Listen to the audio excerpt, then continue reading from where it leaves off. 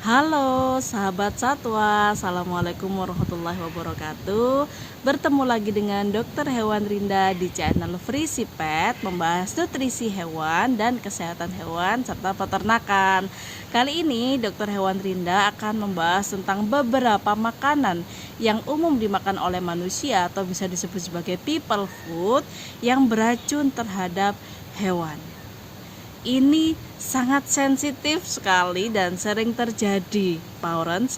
Jadi anjing dan kucing, terutama yang beracun untuk anjing dan kucing. Kenapa sensitif?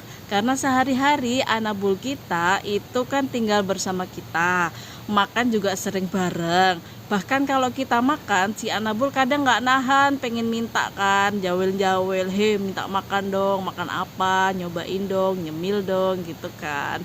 Bahkan nggak jarang kan Pauren itu bisa tahu anabulnya tuh kadang bahkan kerupuk aja mau, tempe juga mau, es campur juga mau. Kucing saya mau sama es campur. Jadi itulah kelucuan anabul. Tapi ingat parents, sekarang kita juga sudah bertanggung jawab sebagai orang tua asuhnya juga, meskipun mereka adalah hewan, karena mereka juga termasuk anak-anak bulu yang kita bertanggung jawab atas nutrisi sehari-harinya. Kita juga harus paham apa-apa yang baik dan apa-apa yang berbahaya untuk mereka. Nah, langsung saja, yang pertama yang berbahaya untuk anjing dan kucing adalah kopi dan teh. Ini biasa kita sajikan, biasa kita minum saat pagi dan sore, saat nyemil, saat bekerja, sudah seperti minuman sehari-hari untuk kita. Kenapa kopi dan teh beracun untuk mereka? Karena di dalamnya ada senyawa ilmiah bernama metilsantin.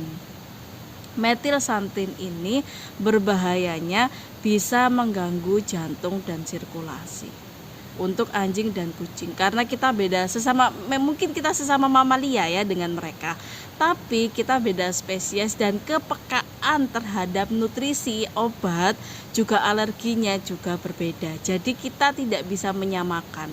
Jadi jangan sekali-sekali memperlakukan sama antara kita dan hewan peliharaan, terutama di nutrisi dan obat-obatan. Jangan sampai niat hati kita ini baik untuk bisa memberikan mereka incip-incip lah gitu. Bukannya malah mereka bahagia tapi jatuh ke kesehatannya. Loh dok, bukannya hewan itu bisa milih ya, kalau dia beracun ya nggak bakal diambil. Sebenarnya itu Pauren, mereka punya natural behavior untuk memilih makanan yang terbaik dan menghindari racun. Akan tetapi setelah mereka tumbuh berkembang bersama manusia, lingkungannya juga banyak dengan manusia, terutama yang memang diadap dari kitten, dari lahir sudah hidup dengan manusia, dan makanannya tergantung dengan kita, mereka tidak ada habit lagi untuk berburu atau mencari makan sendiri. Insting untuk memilih dan memilah makanan pada hewan pun bisa menurun. Jadi tidak semua kucing punya habit untuk bisa memilih mana makanan yang beracun atau enggak. Begitu juga dengan anjing. Satu lagi dari teh dan kopi, selain metilsantin tadi juga ada kafein. Kafein ini sama efeknya dengan kita membuat dehidrasi. Tapi kalau manusia kita tahu itu, dan biasanya kita memberikan asupan air yang banyak sehingga bisa mengcover dehidrasi dalam tubuh kita. Tapi kalau kucing dan anjing belum tentu bisa mengcover keadaan dehidrasi.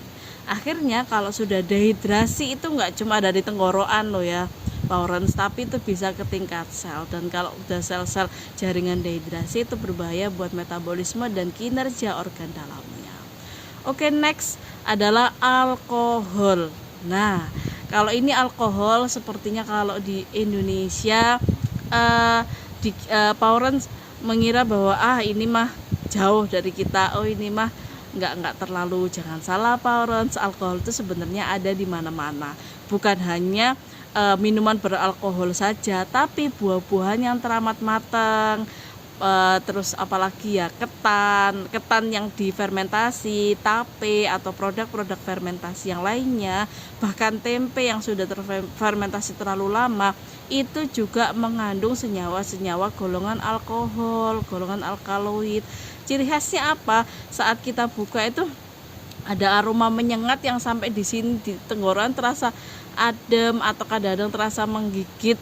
Itu seperti itu. Kalau tahu durian terlalu matang, nangka terlalu matang, minum legen, tape ketan hitam, es segala macam itu juga ada kandungan alkoholnya. Jadi jangan sampai memberikan minuman beralkohol atau makanan-makanan fermentasi kepada anabul kita. Karena apabila jumlah alkoholnya itu di atas ambang, hewan ini langsung akan merasakan depresi saraf dan pernafasan. Jadi dia bisa tiba-tiba kejang atau tiba-tiba sesak. Nah itu. Adapun kalau itu terjadi seketika dan Pak Orange sempat membawanya ke klinik terdekat atau dokter hewan terdekat, ceritakanlah semuanya mulai dari pakan-pakan apa saja yang diberikan dalam waktu 24 jam terakhir, karena bisa jadi itu adalah salah satu sebab atau bahkan sebab utama dari terjadinya gejala-gejala yang terlihat saat itu, sehingga proses pengobatannya itu juga tepat sasaran. Nah gitu ya Pak Orange. Selanjut, susu ini dilematik karena banyak yang memberikan susu itu sebagai pakan harian juga untuk anjing dan kucing. Uniknya anjing dan kucing itu memang tidak sama. Kalau anjing ini lebih intoleransi terhadap susu ini lebih rendah, jadi kadang masih bisa diberikan susu manusia, dalam artian susu formula untuk bayi loh ya. Susu sapi yang diformulasikan untuk bayi, biar saya perjelas biar tidak ambigu. Jadi seperti susu formula untuk manusia atau orang dewasa, susu UHT, susu cair. Kadang anjing tuh masih diberikan susu itu nggak ada efek, nggak masalah, karena memang intoleransinya tidak sepeka kucing. Nah kalau kucing ini sangat peka sekali terhadap susu, terutama kandungan laktosanya, karena itu disebut sebagai laktosa intolerance gitu. Nah kalau yang di pet shop, di online shop atau di klinik-klinik ada susu untuk kucing, dok, itu bagaimana? Itu memang sudah diformulasi khusus untuk kucing. Jadi laktosanya diturunkan, benar-benar diminimalisir, sehingga yang masuk ke kucing itu adalah susu dengan laktosa yang minim. Lah gizinya apa dok kalau nggak ada laktosanya? Sama aja air. Enggak, masih ada kasein, masih ada proteinnya, masih ada lemaknya esensial. Karena laktosa ini sebenarnya adalah gula-gulaannya, golongan gula. Kalau yang golongan gula laktosa yang ini, kucing memang sangat peka. Akibatnya apa? Lebih banyak ke diare. Halah dok, diare dikit aja nggak apa-apa. Jangan salah Pak Orange, diare itu sangat berbahaya. Bukan hanya buat manusia tapi juga buat hewan. Terutama jika hewan itu tidak punya refleks untuk minum yang banyak. Mungkin pernah lihat hewan diare tiba-tiba terkapar aja, tidak ada makan, tidak ada minum, sedangkan isi perut itu sudah terkuras, tapi tidak ada yang masuk ke dalam tubuh. Itu yang lama-lama nggak butuh waktu lama, bahkan dalam beberapa hari langsung menurunkan kondisi tubuh dan sangat berbahaya, bisa mengancam nyawa anabul juga. Gitu ya Pak Orange. Kita lanjut. Masih temennya susu yang kayak akan lemak, ini beda lemaknya, yakni kelapa dan kacang. Kelapa dan kacang ini adalah sumber lemak yang sangat tinggi.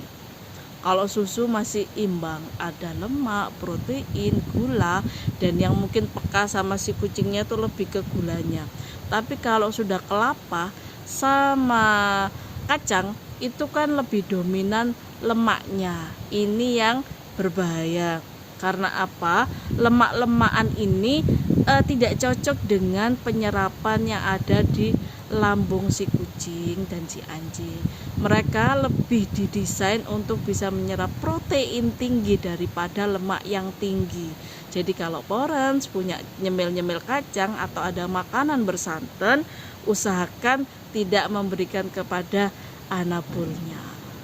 Meskipun itu tidak seketika akan muncul, tapi lebih baik dihindari daripada sedikit demi sedikit akhirnya menjadi kebiasaan, terakumulasi, berbahaya untuk anabul. Oke. Dan selanjutnya adalah anggur dan kismis. Anggur dan kismis sebenarnya sama ya. Kismis kan anggur yang dikeringkan. ini sebenarnya langsung ke gagal ginjal atau kidney failure. Gagal ginjal langsung ke urinari, dia infeksi, nggak bisa pipis atau ada masalah di perkencingan. Meskipun sebabnya di perkencingan tuh banyak sekali ya, tapi kalau anggur sama raisin sama kismis itu berbahaya untuk ginjalnya, bisa gagal ginjal. Akan tetapi sampai saat ini penyebabnya masih dalam tahap penelitian, masih belum diketahui secara pasti apa itu Parents. Tapi meskipun belum tahu jawabannya kenapa kok bisa, mekanismenya bagaimana, nah lebih baik kita hindari, karena daripada kita tidak yakin, gambling itu malah tidak baik juga untuk kesehatan anak pun. Dan bawang, grup-grupan bawang itu ya, bawang merah, bawang putih, bawang bombay, daun bawang, apa aja lah bawang-bawangan ya, itu tidak boleh diberikan kepada anjing dan kucing. Bahayanya bawang-bawangan ini, dia memiliki senyawa jenis sulfuran seperti itu, jenis sulfa, yang dia bisa mengikat oksigen. Harusnya oksigen dalam darah kan diikat oleh hemoglobin, sehingga bisa disebarkan ke seluruh tubuh untuk makanan sel kita. Tapi karena ada senyawa ini, oksigennya tidak bisa terserap dengan baik. Jadinya hewan akan mengalami anemia, dan anemia itu menurunkan kinerja organ, akibatnya fatal untuk kehidupan anjing dan kucing. Sebenarnya masih banyak makanan-makanan beracun yang lainnya, tapi untuk di sesi kali ini saya hanya akan membahas beberapa makanan tersebut. Jika Parents semua tertarik untuk melanjutkan topik ini, silakan tulis di kolom komentar. Dari Dokter Hewan Rinda cukup sekian, kurang lebihnya mohon maaf sebesar-besarnya. Jangan lupa klik like, subscribe, dan tulis komen di bawah ini. Assalamualaikum warahmatullahi wabarakatuh. Dadah.